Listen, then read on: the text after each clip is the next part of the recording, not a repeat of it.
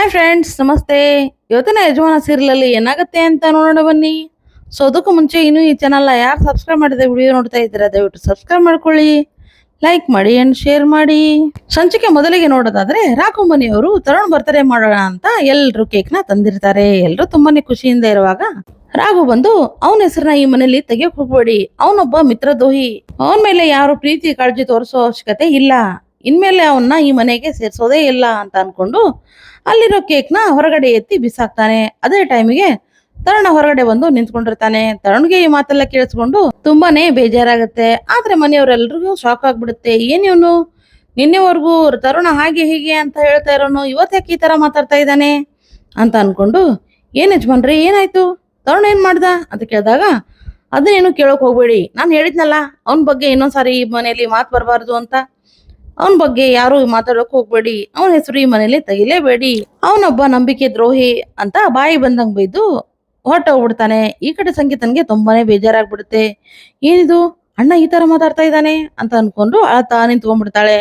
ಈ ಕಡೆ ರಾಯ್ ಪ್ರಣವ್ಗೆ ಡ್ರಿಂಕ್ ಮಾಡಿಸ್ತಾ ಮಾತಾಡ್ತಾ ಇರ್ತಾನೆ. ಅಲ್ಲ ಸಾರ್, ನೀವು ಇಷ್ಟೆಲ್ಲ ಮಾತಾಡ್ತಾ ಇದ್ದೀರಾ, ಮೇಡಮ್ ನಿಮ್ಗೋಸ್ಕರ ಏನೆಲ್ಲ ಮಾಡಿಲ್ಲ, ಬೇಲ್ ಕೊಟ್ರು ನಿಮ್ನ ಆಚೆ ಕರ್ಸಿಲ್ವಾ ಸಾರ್, ಯಾಕೆ ಸಾರ್ ಈ ತರ ಮಾತಾಡ್ತೀರಾ ಅಂತ ರಾಯ್ ಪ್ರಣವ್ನ ಕೇಳ್ತಾನೆ.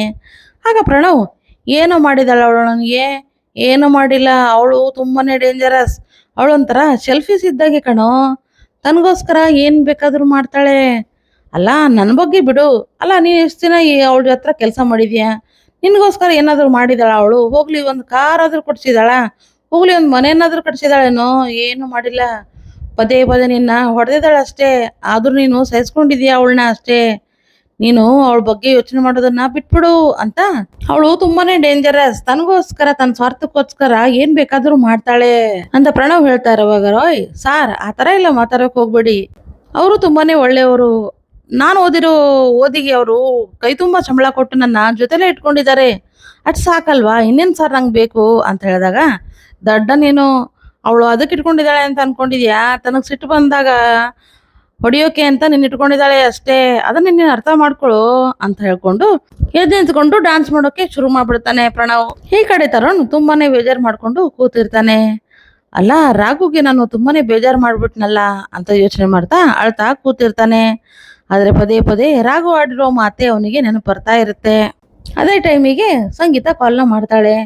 ಆಗ ತರುಣ ಕಾಲ್ನ ಕಟ್ ಮಾಡ್ತಾನೆ. ಆದ್ರೆ ಸಂಗೀತ ಮಾತ್ರ ಪದೇ ಪದೇ ಕಾಲ್ ಮಾಡ್ತಾನೆ ಇರ್ತಾಳೆ. ಅವಾಗ ತರುಣ ಏನೋ ಒಂದು ಲೆಟರ್ನ ಬರಿತಾ ಇರ್ತಾನೆ. ಬಹುಶಃ ಅದು ರಾಘುಗೆ ಕೊಡೋಕೆ ಅಂತ ಇರ್ಬೋದು. ಪದೇ ಪದೇ ಸಂಗೀತ ಕಾಲ್ ಮಾಡ್ತಿರ್ತಾಳಲ್ವಾ, ಸೊ ಅದಕ್ಕೋಸ್ಕರ ಒಂದ್ಸರಿ ರಿಸೀವ್ ಮಾಡ್ಬಿಡೋಣ ಅಂತ ರಿಸೀವ್ ಮಾಡ್ತಾನೆ.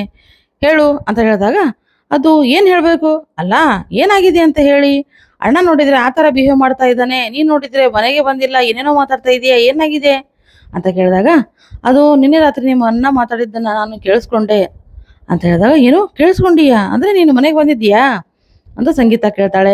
ಹೌದು, ಮನೆಗೆ ಬಂದಿದ್ದೆ, ರಾಘುಗೆ ನನ್ನಿಂದ ತುಂಬಾನೇ ಬೇಜಾರಾಗಿದೆ, ನಾನು ಪುಣ್ಯ ಮಾಡಿದ್ದೀನಿ, ನೀನು ಪುಣ್ಯ ಮಾಡಿದೀಯಾ, ಯಾಕಂದ್ರೆ ಅಂತ ಅಣ್ಣ ಪಡೆಯೋಕೆ ಪುಣ್ಯ ಮಾಡಿರ್ಬೇಕು, ಅಂತ ಸ್ನೇಹಿತನ ಪಡೆಯೋಕೆ ನಾನು ಪುಣ್ಯ ಮಾಡಿದ್ದೆ, ಆದರೆ ಇನ್ನು ಮುಂದೆ ಆ ಸ್ನೇಹ ಸಿಗಲ್ಲ ಅಂತ ಬೇಜಾರಾಗ್ತಾ ಇದೆ ಅಷ್ಟೇ, ನಿನಗೊಂದು ಮಾತು ಹೇಳ್ತೀನಿ, ನನ್ನ ಮರ್ತು ಬಿಡು ಅಂತ ಹೇಳಿದಾಗ, ಏನ್ ಮಾತಾಡ್ತಾ ಇದೀಯಾ, ತಲೆ ಕೆಟ್ಟಿದೆ ನಿನಗೆ, ಮಾತಾಡಿದ್ರೆ ಎಲ್ಲ ಸರಿ ಹೋಗುತ್ತಲ್ಲ, ದಯವಿಟ್ಟು ಬಂದು ಅಣ್ಣನ ಹತ್ರ ಎಲ್ಲ ಮಾತಾಡು ಅಂತ ಸಂಗೀತ ಹೇಳ್ತಾಳೆ.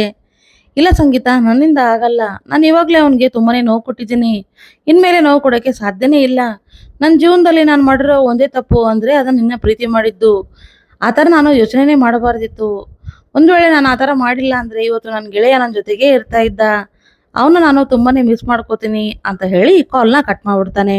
ಈ ಕಡೆ ರಾಘು ತುಂಬಾನೇ ಸಿಟ್ಟಲ್ಲಿ ಕೂತಿರ್ತಾನೆ. ಆಗ ಅಲ್ಲಿಗೆ ಝಾನ್ಸಿ ಬರ್ತಾಳೆ.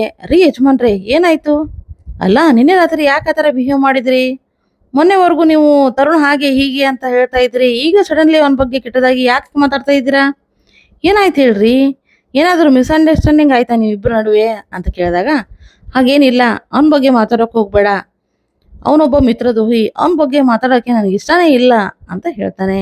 ಇಲ್ಲ ಯಜಮಾನ್ರೆ, ತರುಣಣ್ಣ ಆ ಥರ ಅಲ್ಲ, ನಿಮ್ಗೇನೋ ಮಿಸ್ಅಂಡರ್ಸ್ಟ್ಯಾಂಡಿಂಗ್ ಆಗಿದೆ ಅಂತ ಹೇಳಿದಾಗ, ನಿನ್ಗೆ ಗೊತ್ತಿಲ್ಲ, ಅವನ ಬಗ್ಗೆ ನಿನಗೆ ಒಳ್ಳೆ ಅಭಿಪ್ರಾಯ ಇದೆ, ಅದನ್ನೆಲ್ಲ ವಿಷಯ ನಿನ್ನ ಮುಂದೆ ಹೇಳಿ ನಿನ್ನ ಮನಸ್ಸನ್ನ ಹಾಳು ಮಾಡೋಕ್ಕೆ ನನಗೆ ಇಷ್ಟ ಇಲ್ಲ ಅಂತ ಹೇಳಿ ಅಲ್ಲಿಂದ ಹೊರಟೋಗ್ಬಿಡ್ತಾನೆ ರಾಘು. ಅದೇ ಟೈಮಿಗೆ ಸಂಗೀತ ಅಲ್ಲಿಗೆ ಬರ್ತಾಳೆ. ಅದ್ಗೆ ಅದಕ್ಕೆ ಅದು ಒಂದು ತಪ್ಪಾಗ್ಬಿಟ್ಟಿದೆ ಅದ್ಗೆ ಅಂತ ಹೇಳಿದಾಗ, ಏನದು ಅಂತ ಜಾನ್ಸಿ ಕೇಳ್ತಾಳೆ. ಅದು ಅದಕ್ಕೆ ತರುಣ್ ನಾನು ಪ್ರೀತಿ ಮಾಡ್ತಾ ಇದ್ವಿ, ಆ ವಿಷಯ ಅಣ್ಣನಿಗೆ ಗೊತ್ತಾಗಿದೆ ಅಂತ ಹೇಳಿದಾಗ ಸಂಗೀತ ಎಂತ ದೊಡ್ಡ ತಪ್ಪು ಮಾಡ್ಬಿಟ್ಟೆ.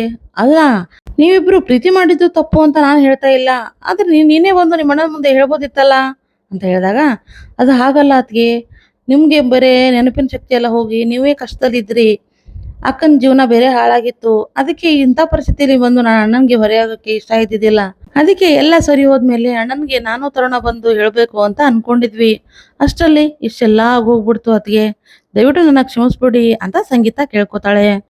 ಹೌದಾ, ಸರಿ ಬಿಡು, ಈಗ ತರುಣ್ ಎಲ್ಲಿ ಅಂತ ಹೇಳಿದಾಗ ಅದು ಅತ್ಗೆ ನಾನು ಅವನಿಗೆ ಫೋನ್ ಮಾಡಿದ್ದೆ, ಅವನು ಏನೋ ಮಾತಾಡ್ತಾ ಇದ್ದ, ನನಗೆ ಭಯ ಆಗ್ತಾ ಇದೆ ಅತ್ಗೆ ಅಂತ ಹೇಳಿದಾಗ ಏನೋ ಚಿಂತೆ ಮಾಡೋಕೆ ಹೋಗ್ಬೇಡ, ನಾನು ನಿಮ್ಮ ಅಣ್ಣನ ಹತ್ರ ಮಾತಾಡ್ತೀನಿ ಅಂತ ಜಾನ್ಸಿ ಹೇಳ್ತಾಳೆ. ಈ ಕಡೆ ತರುಣ ತುಂಬಾನೇ ಬೇಜಾರು ಮಾಡ್ಕೊಂಡು ಬ್ಯಾಗ್ನ ನೇತಾಕೊಂಡು ಊರ್ ಬಿಟ್ಟು ಹೊರಟೋಗ್ತಾ ಇರ್ತಾನೆ. ಆದ್ರೆ ಪಾಪ ಅವನಿಗೆ ರಾಘು ಆಡಿರೋ ಮಾತೆ ನೆನಪು ಬರ್ತಾ ಇರುತ್ತೆ. ತುಂಬಾನೇ ಅಳ್ತಾ ಹಾಗೆ ಹೋಗ್ತಾ ಇರ್ತಾನೆ. ಹಾಗೆ ಹೋಗ್ತಾ ಇರುವಾಗ ಒಬ್ಬ ಫ್ರೆಂಡ್ ಅಲ್ಲಿಗೆ ಬರ್ತಾನೆ. ಅವನ ನೋಡಿ, ಲೋ ಮಗ, ಈ ಲೆಟರ್ನ ಸ್ವಲ್ಪ ರಾಘವ್ ಕೊಡ್ತೀಯಾ ಅಂತ ಹೇಳ್ತಾನೆ.